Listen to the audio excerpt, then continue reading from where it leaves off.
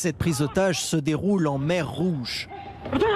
On sent bien qu'il y a une opération de communication et une opération militaire en même temps avec ces guérilleros qui vont prendre le contrôle du bateau en allant jusqu'à la cabine du commandant, ce que l'on voit actuellement, et qui vont prendre le contrôle du navire. L'attaque a été revendiquée par les rebelles Houthis, un groupe impliqué dans la guerre au Yémen qui annonce mener leurs actes en représailles aux frappes d'Israël dans la bande de Gaza. Le bateau d'exploitation japonaise appartient à une société britannique dont le patron est israélien. Mais selon Benjamin Netanyahou, aucun des civils à bord n'est de nationalité israélienne. On pourrait dire presque que c'est l'ouverture d'un nouveau front. Il faut rappeler que les Houthis servent de proxy, comme on dit, c'est-à-dire de soutien à l'Iran. Là, ça prend une dimension plus spectaculaire. C'est une escalade.